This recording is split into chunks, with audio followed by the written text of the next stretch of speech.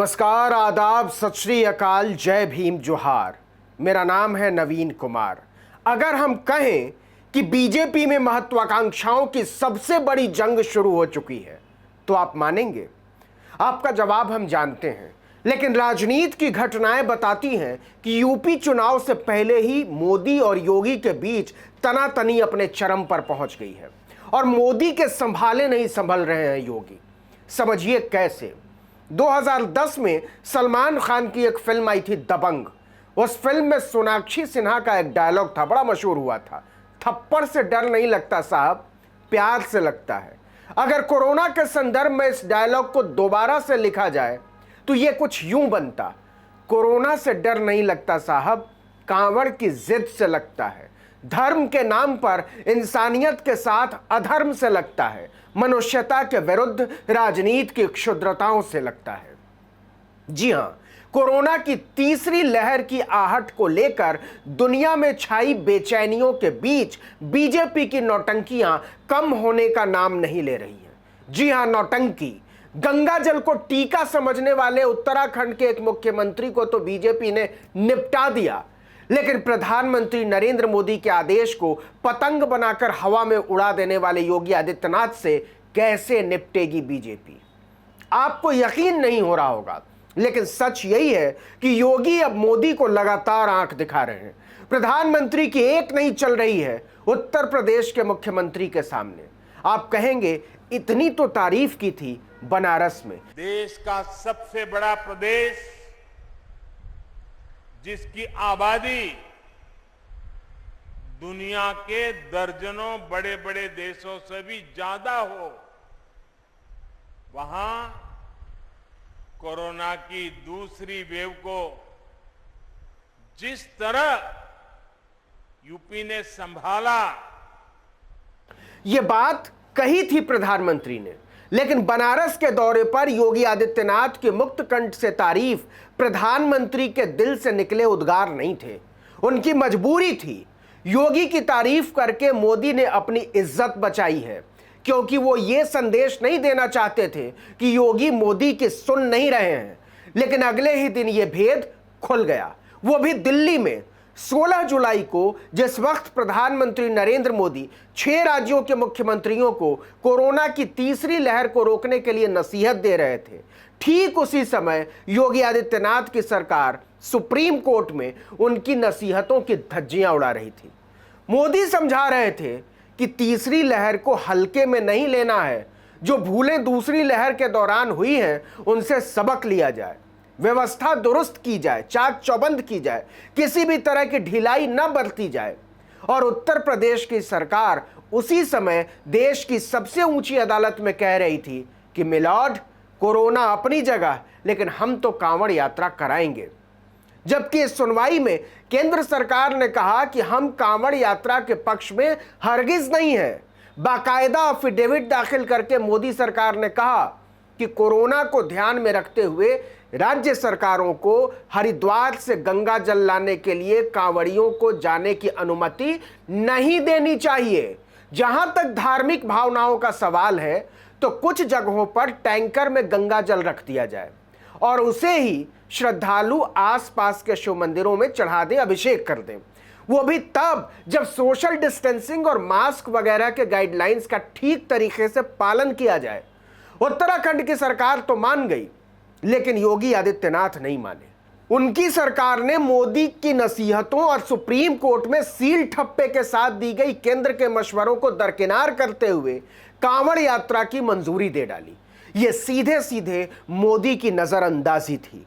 आपको याद हो तो मई जून के महीने में लग रहा था कि योगी उत्तर प्रदेश से अब गए कि तब गए, लेकिन दिल्ली आकर उन्होंने मोदी, शाह, नड्डा से मुलाकात करके उन्हें समझा दिया कि योगी को हटाना बीजेपी की सेहत के लिए बाबू हानिकारक है। लोगों को लगा कि बात आई गई हो गई, लेकिन मोदी समझ गए थे कि यह उनके एकाधिकार को चुनौती है। और मजबूरी देखिए कि तमाम नाराजगी के बावजूद मोदी को बनारस में योगी के नाम की डफली बजानी पड़ी। योगी जी तुसी ग्रेट हो कहना पड़ा। सेकेंड वेव के दौरान यूपी ने जिस तरह कोरोना संक्रमण को फैलने से रोका, वो अभूतपूर्व है। जब समय का अभाव होता है तो मुझे भी कई बार सोचना पड़ता है कि यूपी के कौन से विकास कार्यों की चर्चा करूं, कौन से कार्यों की चर्चा छोड़ दूं। ये सब योगी जी के नेतृत्व और यूपी सरकार की कार्यनिष्ठा का कमाल है। लेकिन हम कोरोना पर वापस लौटते हैं। सुप्रीम कोर्ट ने जब देखा कि योगी तो मोदी सरकार को ही कुछ नहीं समझ रहे, तो उसने अपनी तरफ से एक मौका देने की पहल की और कहा कि कोरोना हम सब की सबसे बड़ी चिंता है। यह जीने के अधिकार का मामला है। भारत के नागरिकों के स्वास्थ्य और उनकी जिंदगी से बड़ा कुछ भी नहीं है। बाकी सारी भावनाएं, चाहे वो धार्मिक हो, आध्यात्मिक हो या कोई और, इसके नीचे ही आती हैं। सुप्रीम कोर्ट ने कहा कि बेहतर होगा आप एक बार फिर से इस पर सोच लें। 2 दिन का समय है, वरना सोमवार को हम खुद फैसला सुनाएंगे। तैयार रहिए। यह वही योगी आदित्यनाथ हैं जिन्होंने मरकज का मामला सामने आने के बाद कोहराम मचा दिया था। मस्जिदों मदरसों को सरकार ने निशाने पर ले लिया था, लेकिन अब कुंभ और कांवड़ यात्रा के नाम पर कोहराम को दावत देने की तैयारी है। क्योंकि वो मुसलमान थे तो निशाना बनाया जा सकता था, यह आसान था, और कांवड़ हिंदुओं का मामला है तो सरकार डंके की चोट पर इसे कराना चाहती है। मजाक देखिए कि जब योगी सरकार कांवड़ यात्रा का ऐलान कर रही थी, ठीक उसी समय विश्व स्वास्थ्य संगठन यानी WHO भी ऐलान कर रहा था कि दुनिया वालों संभल जाओ, बहुत हुआ, तीसरी लहर आ चुकी है, खतरनाक डेल्टा वेरिएंट भारत में भी मौत का खेल खेलने के लिए तैयार है। इसके खतरे का अंदाजा इसी से लगाइए कि 111 देशों में फैल चुका है डेल्टा वेरिएंट, अल्फा वेरिएंट 178 देशों में फैल चुका है, बीटा वेरिएंट 123 देशों में फैल चुका है और गामा वेरिएंट 75 देशों में फैल चुका है।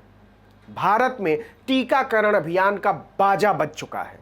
ज्यादातर राज्य कह रहे हैं कि हमारे पास खुराकों की कमी है, हमारे पास टीका नहीं है, वैक्सीन नहीं है जितनी चाहिए। और जो योगी आदित्यनाथ टीका से ज्यादा कांवड़ यात्रा के लिए मोदी को ठिकाने लगाए हुए हैं, उनके उत्तर प्रदेश में टीकाकरण यातना में बदल चुका है।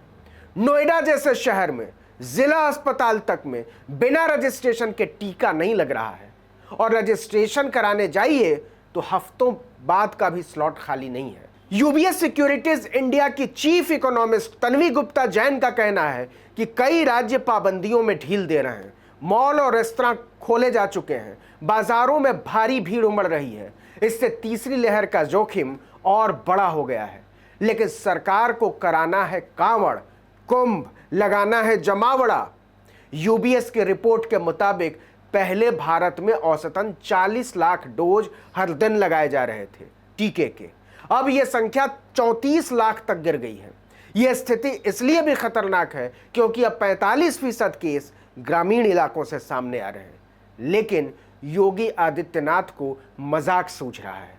मामले को समझिए, यह केवल व्यवस्था का मुद्दा नहीं है, असल में यह बीजेपी की राजनीति में सबसे बड़े टकराव का संकेत है। योगी आदित्यनाथ नरेंद्र मोदी के एकाधिकार को लंबे समय से चुनौती दे रहे हैं, लेकिन पहले वो ऐसा चुपके चुपके कर रहे थे और अब खुलेआम करने लगे हैं।